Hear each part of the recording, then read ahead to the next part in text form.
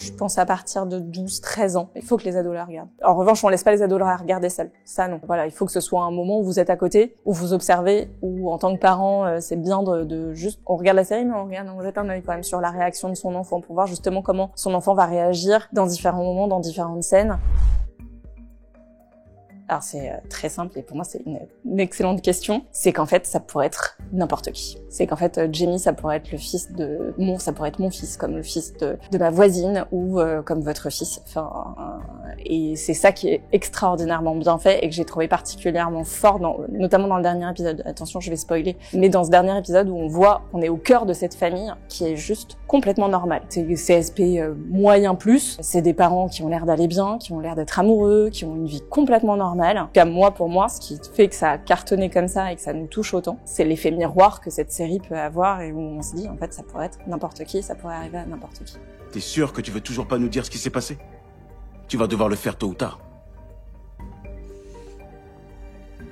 En fait, j'ai rien fait de mal. Enfin, selon moi, c'est tout, en fait. Enfin, peut se projeter. C'est ça, le mécanisme. C'est la projection. C'est ce qu'on appelle de la projection. Et où, clairement, on peut se projeter. On peut se projeter dans cette vie de banlieue, très tranquille, où, le fils est en école privée, où on se dit, voilà, il a l'air tranquille. Et tout d'un coup, c'est la déflagration. C'est, un événement majeur qui se passe là où personne ne s'y attendait. Et en fait, dans notre quotidien d'aujourd'hui, on a l'impression que Jamie, ça pourrait être, c'est ce que je disais, mon voisin, c'est la famille lambda. Et donc cette projection, c'est ça qui fait qu'on est autant en lien et autant accroché à cette série et où on a envie de comprendre. Il a que 13 ans. Vous avez entendu ce que je viens de vous dire. Mais pourquoi vous écoutez pas ce qu'on vous dit? C'est impossible qu'il ait fait ça. Et vous pointez des armes sur son visage à 6h du mat. Vous pouvez être fiers de vous, hein.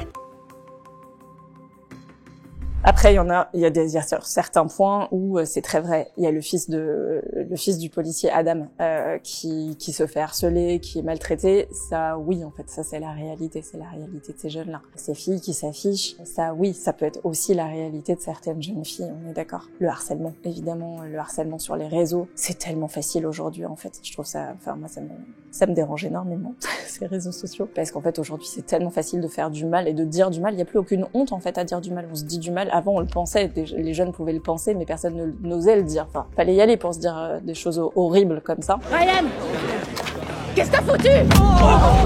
Aujourd'hui, en fait, on peut se cacher derrière un pseudo, on peut l'écrire et on n'a aucun problème à le faire. Donc les aspects bien traités, c'est toute cette ambivalence de l'adolescence, toutes ces difficultés que l'adolescent va rencontrer, que ce soit à l'école, que ce soit avec les filles, que ce soit en famille. Alors on les voit pas trop en famille, on le voit pas finalement lui, Jamie, au sein de sa famille et de sa dynamique familiale. On sait pas trop quelle place il avait finalement au sein de sa famille. On voit un petit peu plus sa sœur aînée, mais très peu. On voit pas trop cette place-là de l'enfance et comment ça fonctionnait entre eux. On peut l'imaginer, mais on le voit pas. Ce qui est donc moins bien fait pour moi, c'est le seul bémol que je mettrais où ça sonne faux, c'est on n'a vraiment rien vu.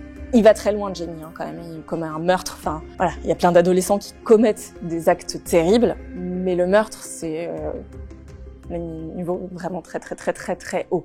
On va trouver du sang sur ses baskets, Jamie. Et avec cette vidéo comme preuve, ça se présente pas bien.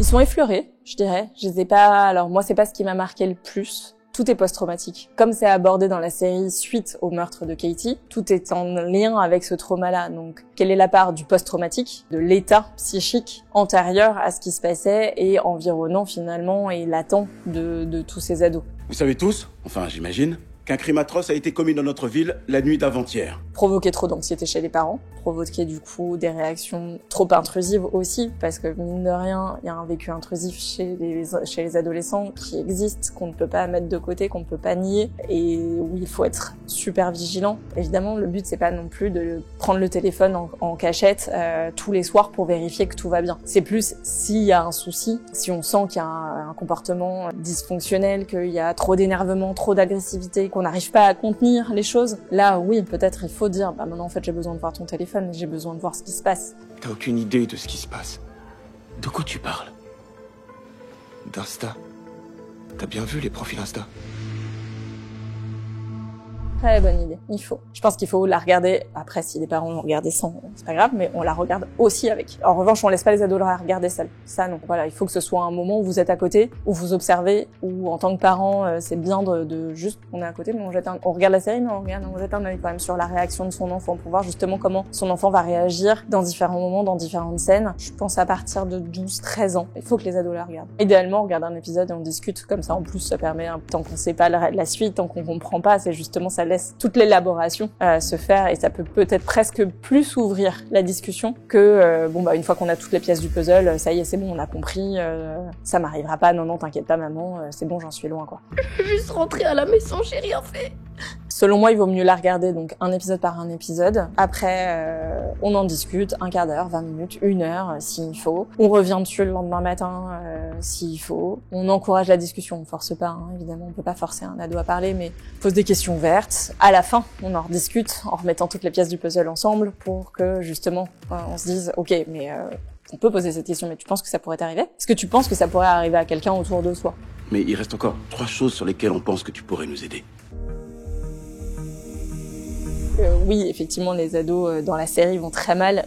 Maintenant, il s'est passé quand même une déflagration dans leur vie. C'est quand même, je pense qu'aucun de ces ados ne pourrait, si c'est arrivé dans la réalité, en sortir complètement indemne et dire oh, ça y est, c'est bon, Cathy est morte. En plus, c'est dans une petite, ça a l'air d'être dans une petite bourgade où tout le monde a l'air de plus ou moins se connaître, où il y a très peu d'anonymat en fait. Donc c'est quelque chose qui va marquer les ados, qui va marquer les parents, qui va marquer les familles. Heureusement, il y a une cellule psychologique qui est ouverte dans le lycée après, et ça c'est réel effectivement, normalement ils le font assez régulièrement dans les cellules de psychologie, dans les cellules de crise. Est-ce que tous les ados vont mal? Alors forcément moi j'ai l'impression que oui, mais je suis biaisée, moi je vois que forcément les gens qui vont pas bien à mon cabinet, donc j'ai pas accès aux ados qui vont bien. On peut toujours se poser la question du post-Covid, c'était des enfants du Covid, comment ils ont vécu, encore une fois c'est aussi ces dynamiques familiales là.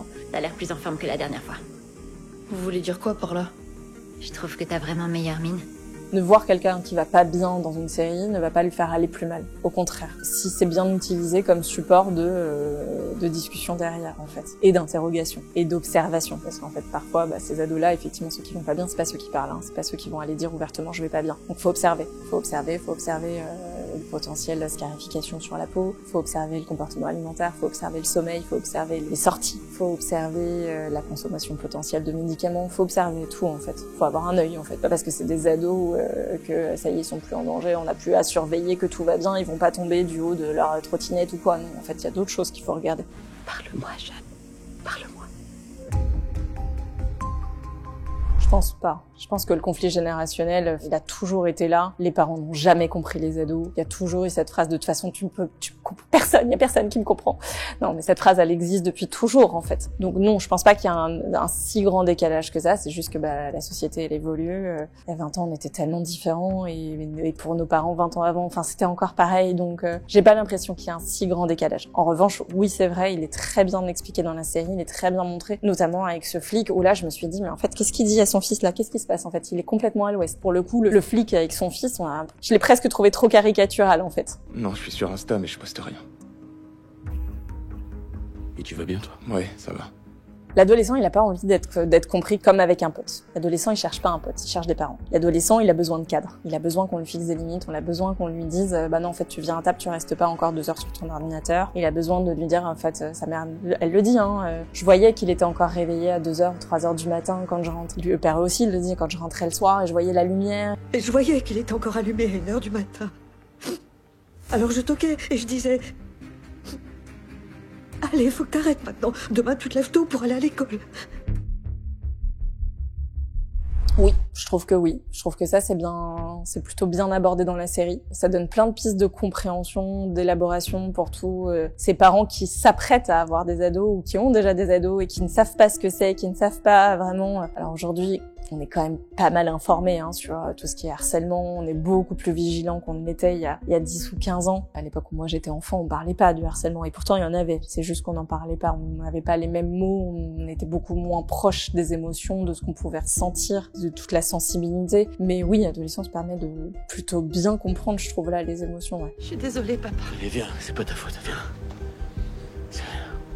Je suis pas certaine que ça puisse renforcer les angoisses. Je pense pas que ça soit angoissant. Potentiellement, un ado qui est en train de virer schizophrène, oui, il peut se dire, oulala, ça me ressemble beaucoup, ça me fait peur. On voit qu'il est quand même bizarre, qu'il a des bizarreries, et où là, on se dit, oulala, ça peut. Sauf que, habituellement, le schizophrène, il a pas trop conscience de ses troubles. Donc, on voit, Jamie, il a pas conscience qu'il a des comportements et des réactions qui sont dysfonctionnelles. Vous avez pas intérêt à leur raconter ce que j'ai fait. Vous avez pas intérêt. Ça suffit. Vous avez pas intérêt à leur dire des trucs sur moi.